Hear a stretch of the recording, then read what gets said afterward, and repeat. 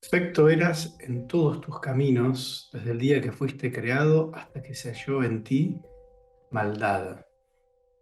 Aquí nos presenta la Biblia el comienzo del pecado, en un universo perfecto, sin ningún tipo de mancha, hasta que en un momento dice que se halló la maldad en Lucifer.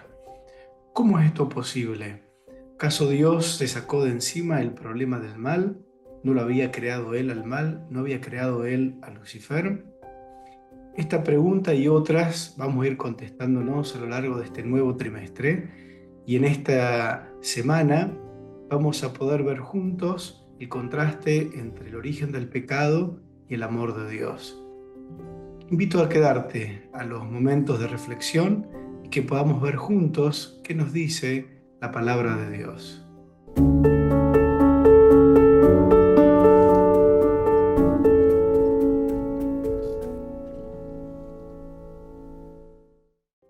Bienvenidos a Momentos de Reflexión. Hoy ya comenzando el nuevo trimestre. Esta semana hemos estado estudiando la nueva lección, un tema muy importante. Leo el título general. Ustedes tienen la lección de escuela sabática: la vida eterna, la muerte y la esperanza futura. Vamos a estar tocando quizás el tema central de la experiencia humana, cuando las personas nos enfrentamos al abismo más grande que conocemos, que es la muerte. Y nuestra filosofía de vida, que nos da explicación a estos momentos, hace que mucha gente entre en desesperación frente a estos temas. ¿Qué dice la Biblia sobre esto?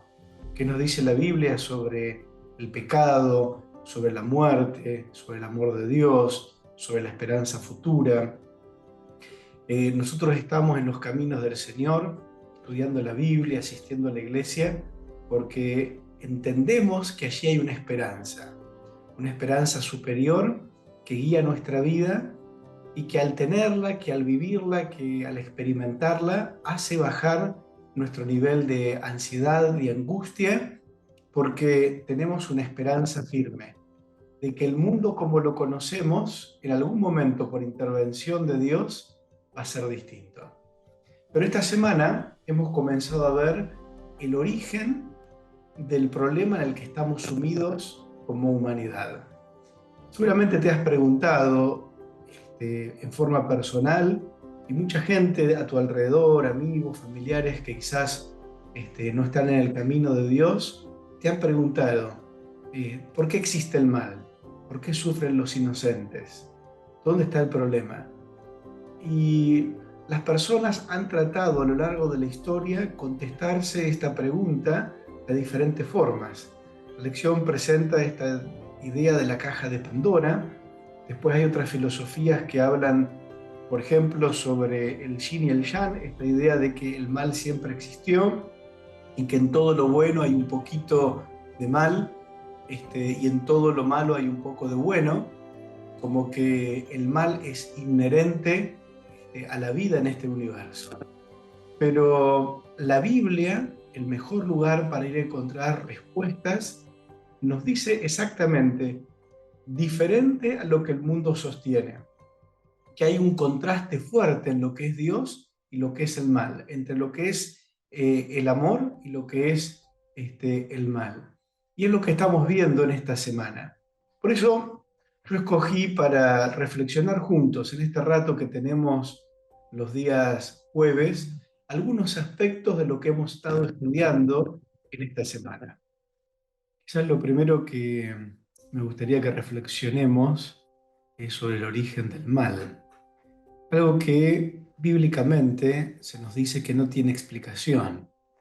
Por eso el apóstol Pablo lo llama el misterio de la iniquidad.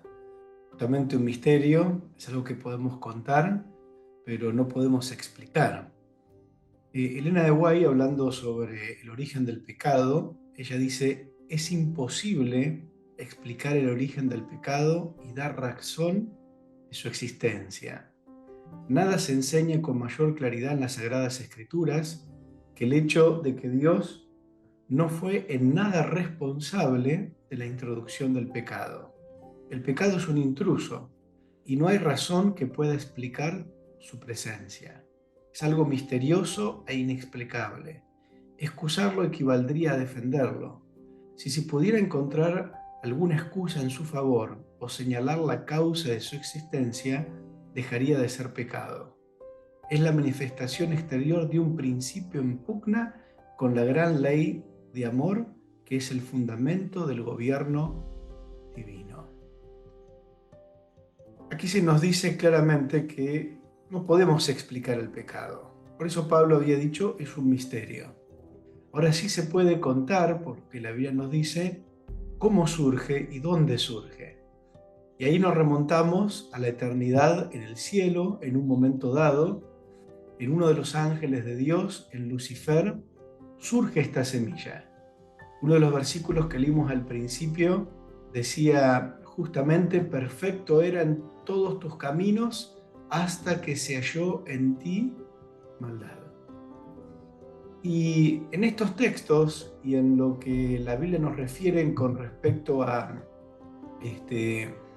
Lucifer, podemos encontrar algunas raíces que producen el pecado, que también nos hablan acerca de quién es Dios y acerca de la naturaleza de Dios y del trato de Dios con sus criaturas. En el libro de Isaías, en el capítulo 14, se nos da otra referencia con respecto a lo que sucede con Lucifer. Y dice algo que es sumamente importante para tratar de tener un acercamiento al origen del pecado. Dice en el versículo 13, tú que decías en tu corazón, subiré al cielo, en lo alto, junto a las estrellas de Dios, levantaré mi trono, y en el monte del testimonio me sentaré a los lados del norte. Sobre las alturas de las nubes subiré y seré semejante al Altísimo. ¿Cuál era la pretensión de Lucifer? El ángel más encumbrado que había en la tierra, pero que comenzó a mirar con ojos distintos la relación que había entre Dios Padre, Hijo y Espíritu Santo. Y él pensando que podía ocupar el lugar de Cristo. Y aquí viene una referencia importante acerca de cómo Dios creó a sus criaturas. Él los creó con libertad, lo que conocemos con el libre albedrío. Por eso en el texto anterior que habíamos leído, perfecto eras hasta que se halla en ti maldad. Lucifer era un ángel con pensamiento propio, con capacidad de pensar, con capacidad de razonar, de ver, de evaluar. Y en esa capacidad de razonamiento tenía la libertad de ir con su mente hacia donde él quisiera. Cuando pierde de vista el amor de Dios por haberlo creado, por haberlo hecho como lo hizo, con todas las cosas que nosotros mismos podemos evaluar acerca de Dios, cuando perdemos de vista esto, es cuando surgen allí los pensamientos contrarios y él los comienza a trabajar en su mente. Y entonces comienza a haber una pugna entre las ideas de Dios y las ideas de Lucifer. Lucifer creía que él merecía el lugar que tenía Cristo allí en el cielo. Por eso en el texto de Isaías se nos relata que él quiso ser semejante al Altísimo.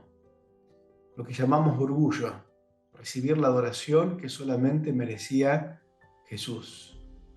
Pero noten ustedes que en lo que hemos leído en la semana, esto es un proceso que se da en la mente de Lucifer. Es todo un proceso donde él va trabajando sus pensamientos, los va dando vuelta, pensando de una u otra manera, mira los puntos de vista y comienza a autoconvencerse de que una posición que él había tomado es la correcta. Y esto hace salir hacia afuera de la mente de Lucifer la lucha que luego se nos describe en Apocalipsis capítulo 12. Esta guerra que comienza en el cielo, que no es una guerra de puños, no es una guerra de espadas, no es una guerra de armas, sino es una guerra de ideas, es un conflicto de adoración, donde Satanás comienza a desparramar sus ideas contrarias a las que Dios tenía, pero que básicamente tocaban el carácter de Dios. La Biblia allí nos dice en el capítulo 12 de Apocalipsis, dice, hubo una gran batalla en el cielo. Miguel y sus ángeles luchaban contra el dragón, y luchaban el dragón y sus ángeles, pero no prevalecieron ni se halló ya lugar para ellos en el cielo. Fue lanzado fuera el dragón, la serpiente antigua que se llama Diablo y Satanás, el cual engaña al mundo entero. Fue arrojado a la tierra y sus ángeles fueron arrojados con él. Aquí la Biblia nos relata en forma sintética esa gran batalla en el cielo. Esta batalla que decíamos que era una batalla de ideas, una batalla de adoración, una batalla donde se cuestionaba el carácter de Dios a través de las mentiras que Satanás había estado lanzando. Por eso, aunque el relato de Apocalipsis habla no solamente de lo que pasó en el cielo, sino también lo que pasó en la tierra, uno de los títulos o nombres que se le da a Satanás dice que es el acusador de los hermanos. Él comenzó acusando a Cristo, acusando a Dios de que su ley no se podía cumplir, de que Dios era un Dios tirano. Pero ocurre algo cuando Satanás cae en pecado y se produce esta guerra espiritual en el cielo. Seguramente vos te has preguntado por qué Dios no destruyó a Satanás en ese momento. Cuántos dolores de cabeza nos habríamos ahorrado si Satanás hubiera dejado de existir en ese momento. Pero dice la inspiración, Satanás es un engañador. Cuando él pecó en el cielo, aún los ángeles leales no discernieron plenamente su carácter. Esta es la razón por la cual Dios no destruyó en el acto a Satanás. Si lo hubiese hecho, los santos ángeles no hubieran percibido la justicia y el amor de Dios. Una duda acerca de la bondad de Dios habría sido una mala semilla productora de amargos frutos de pecado y dolor. Por lo tanto, el autor del mal fue dejado con vida hasta que desarrollase plenamente su carácter.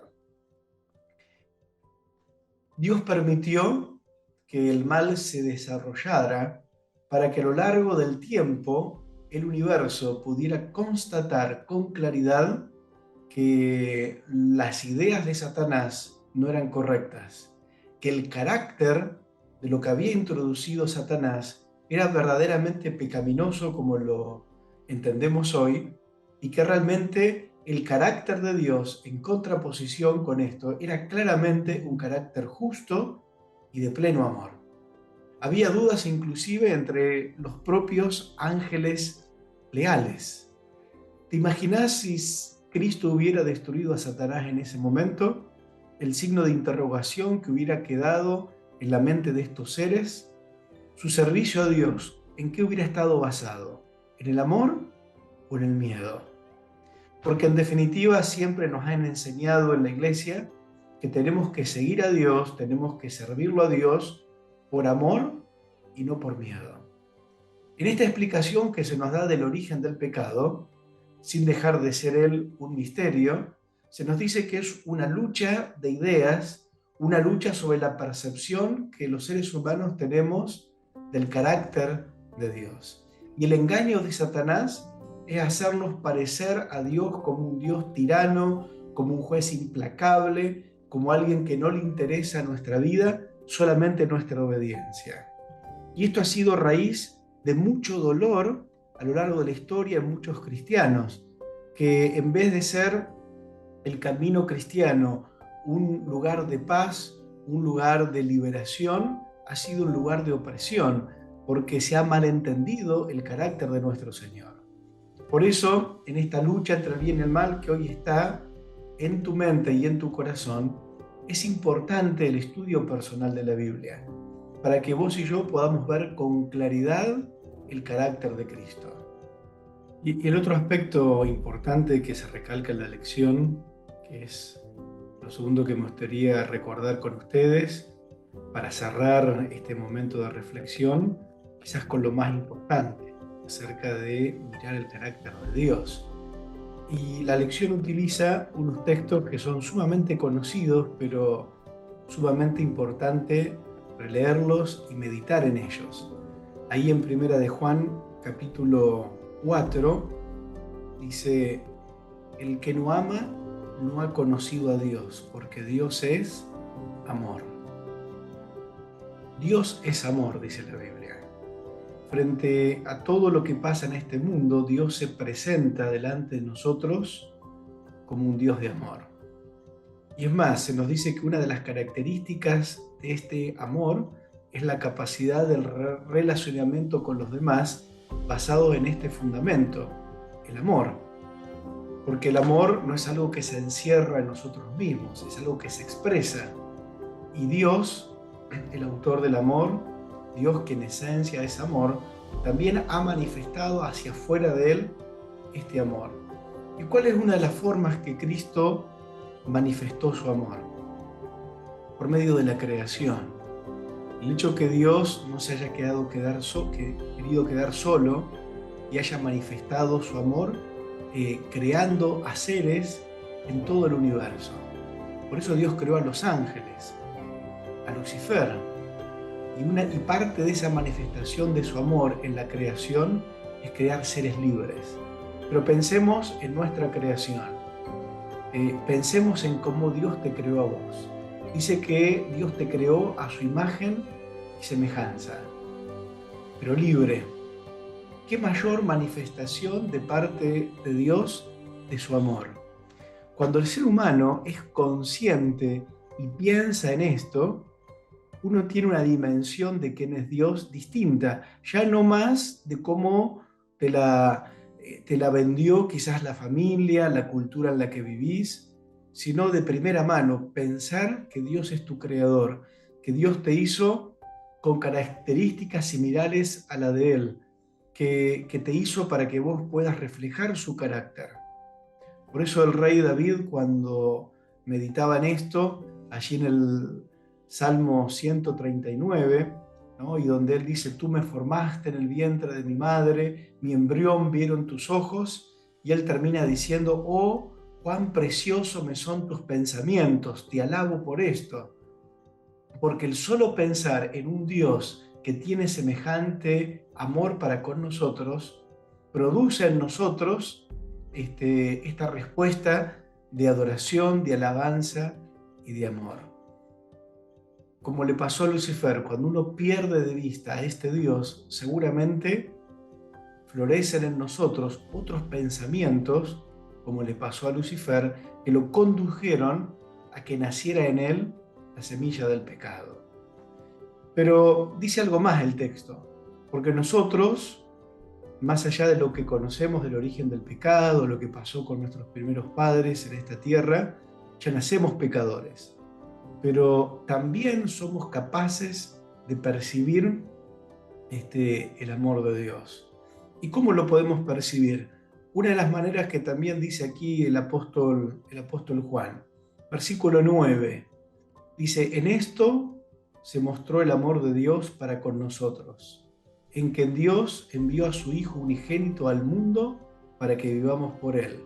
En esto consiste el amor, no en que nosotros hayamos amado a Dios, sino en que Él nos amó a nosotros y envió a su Hijo en propiciación por nuestros pecados. Cuando se habla del amor de Dios manifestado al ser humano, no solamente Dios me dice: pensá que yo te creé, también nos dice: pensá y reflexioná en la cruz. Cuando el ser humano puede pasar un tiempo al pie de la cruz de Cristo, por medio de esta relación espiritual, por medio de la palabra, y uno contempla a Cristo en la cruz, uno es capturado por el amor de Cristo.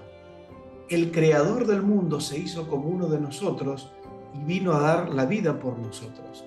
Otra muestra del carácter de Dios, un carácter de amor. ¿Qué es lo que cuestionó Lucifer en el cielo? El carácter de Dios, el carácter de amor. ¿Cuál es la gran lucha entre el bien y el mal hoy? Es sobre el carácter de Dios. ¿Quién es Dios? Satanás ha tratado a lo largo de la historia tapar el carácter de amor de Dios. Ya vimos dos aspectos. Pensar en nuestra creación habla del amor de Dios, porque Él nos creó a su imagen y semejanza, porque nos creó seres libres. Cuando miramos a la cruz, nuevamente podemos ver también el carácter de amor de Dios, porque a pesar de ser pecadores, a pesar de que nosotros nos hemos desviado, nos ama tanto Dios que fue capaz de dar la vida por cada uno de nosotros. ¿Dónde vemos otra muestra del amor de Dios? Y ahora lo quiero pensar ya no en términos nuestros, conocedores de la palabra, conocedores de los caminos del Señor, pensando en aquellos que por ahí no han tenido oportunidad a lo largo de la historia de conocerlo de primera mano a Dios por medio de la Biblia, como vos y yo, sino con aquellos que no son creyentes y no han tenido la oportunidad de conocer la palabra. El Salmo 19 cuenta parte de la experiencia de David, y él dice: los cielos cuentan la gloria de Dios, y el firmamento anuncia la obra de sus manos. Un día emite palabra a otro día, una noche a otra noche declara sabiduría. No hay lenguaje ni palabras, ni es oída su voz. Por toda la tierra salió su voz, y hasta el extremo del mundo sus palabras. La naturaleza nos dice claramente que Dios es amor. La naturaleza, aunque está manchada por el pecado, todavía tiene pincelazos fuertes del amor de Dios por nosotros. El mundo podría ser gris, el mundo podría ser todo oscuro, todo marrón, pero Dios decidió pintar el mundo con colores, con diferencias, con flores, con aromas, con un montón de cosas que alegran la vida del ser humano. Independiente que conozcamos o no la Biblia, la naturaleza es otro libro donde el ser humano puede encontrarse con Dios y poder distinguir a ese Dios de amor. Por eso, en esta semana que hemos visto acerca del origen del pecado, en esta lucha entre el bien y el mal en el cielo, Lucifer en contraposición de Cristo. Yo quiero animarte en esta noche, donde estamos reflexionando juntos, que puedas terminar la semana y terminar el estudio de la primera semana de este nuevo trimestre, que en tu mente pueda quedar el amor de Dios, ese carácter amoroso de ese Dios que ha salido a buscarte en medio de un mundo de pecado. No hay nada más importante en tu vida que conocer a ese Dios de amor, manifestado en la creación de tu propia vida, manifestado en la cruz del Calvario y manifestado también en la naturaleza que podemos observar a nuestro alrededor. En medio de un mundo que nos oprime, en medio de tanta manifestación cruel del pecado, todavía podemos ver el amor de Dios en medio de nosotros. Dios es amor. Ojalá que esto pueda quedar en tu mente para que vos puedas tomar todos los días la decisión de buscar la compañía, la amistad y el amor de este Dios que se presenta de esta manera en la Biblia, donde su carácter, en contraposición con el carácter del pecado, es un carácter que llena la vida del ser humano de esperanza, de paz y de amor. Ojalá que esa pueda ser tu experiencia. Nos vemos la semana que viene. Dios te bendiga.